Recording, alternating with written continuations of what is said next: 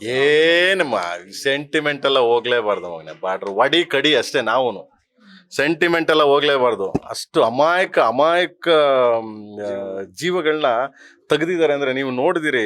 ಅವನು ಯಾವನೋ ಹೋಗಿ ಹೇಳ್ತಾನೆ, ಹೋಗಿ ಮೋದಿಗೆ ಹೇಳು ಅಂತಾನೆ ಅಂತಂದ್ರೆ ಅವ್ರನ್ನೆಲ್ಲ ಕತ್ತರಿಸಿ ನಾಲ್ಕು ಪೀಸ್ ಮಾಡಿ ಎಸಿಬೇಕು ಅವ್ರನ್ನೆಲ್ಲ. ನಿಜವಲ್ಲ ಅಷ್ಟು ಕ್ರೂರತನ ಅದು. ಅಂದ್ರೆ ಹೇಡಿಗಳೇ ಬಿಡಿ ಅವರು. ಅವ್ರಿಗೇನು ಎಮೋಷನ್ಸ್ ತೋರ್ಸೋದು. ಆಮೇಲೆ ಯಾರು ಹೇಳ್ತಾರಲ್ಲ ಯುದ್ಧ ಬೇಡ, ಯುದ್ಧ ಬೇಡ. ಸ್ವಾಮಿ ಮಾಡ್ಲೇಬೇಕು, ನಾವು ಬದುಕಬೇಕು ಅಂದ್ರೆ ಯುದ್ಧ ಮಾಡ್ಲೇಬೇಕು, ಏನು ಮಾಡೋಕ್ಕಾಗಲ್ಲ. ಸೊ ನಮ್ಮ ಮೇಲೆ ಯುದ್ಧ ಮಾಡ್ತಾರೆ, ನಮ್ಮ ಜನಗಳನ್ನ ಸಾಯಿಸ್ತಾರೆ ಅಂತಂದ್ರೆ ನಾವು ಯುದ್ಧ ಮಾಡ್ಲೇಬೇಕು. ನಾನು ಯಾವಾಗಲೂ ಹೇಳ್ತಿರ್ತೀನಿ, ಯುದ್ಧ ಮಾಡ್ಲೇಬೇಕು ಯಾವುದೇ ಕಾರಣಕ್ಕೂ. ಸೊ ಅದು ಹೀನ ಕೃತ್ಯ ಅದು, ನಿಜವಾಗ್ಲೂ ಹೇಳ್ಬೇಕು ಅಂತಂದ್ರೆ. ಬಟ್ ಅದನ್ನ ಇದಾರೆ Modi, the great one and only Modi ಸಾಹೇಬ್ರು ಇದಾರೆ. 100% ಹ್ಯಾಂಡ್ಲ್ ಮಾಡೇ ಮಾಡ್ತಾರೆ. ಹೊಡಿತಾರೆ ನಮ್ಮ ಮಿಲಿಟರಿ. ನಮ್ಮವ್ರು ಏನು ಸಾಮಾನ್ಯ ಏನಲ್ಲ.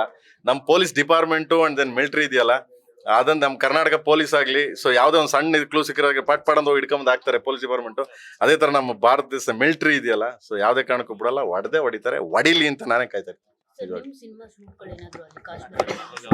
ನಾನು ಕಾಶ್ಮೀರದಲ್ಲಿ ಎಲ್ಲಾ ಸಿನಿಮಾಗಳು ಮಾಡಿದ್ದೀನಿ. ಆಲ್ಮೋಸ್ಟ್ ಅಲ್ಲಿ ಏಕಲವ್ಯ ಮಾಡಿದ್ದೀನಿ, ರಾಜದ ಸೋಮ್ ಮಾಡಿದ್ದೀನಿ.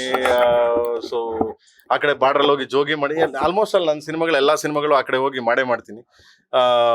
ಸದ್ಯ ಏನೋ ಗೊತ್ತಿಲ್ಲ, ಈ ಸಿನಿಮಾ ನಾನು ಕೆಡಿ ಹೊರಗಡೆ ಮಾಡ್ತಾ ಇರೋದ್ರಿಂದ ಅಕಸ್ಮಾತ್ ಇಲ್ಲೇನಾದ್ರು ಏಕಲವ್ಯ ಮಾಡಿರ್ಲಿಲ್ಲ ಅಂದ್ರೆ ನಾನು ಕೆಡಿನೂ ಇಲ್ಲೇ ಮಾಡ್ತಿದ್ನೇನೋ, I don't know. So anyway, ಯಾರು ಹೆದರುವ ಅವಶ್ಯಕತೆ ಇಲ್ಲ. ಯಾಕಂದ್ರೆ ಸೆಂಟ್ರಲ್ ಮೋದಿ ಸಾಹೇಬ್ರು ಕೂತಿರೋದ್ರಿಂದ ಯಾರಿಗೂ ಎದುರಂಗೆ ಇಲ್ಲ.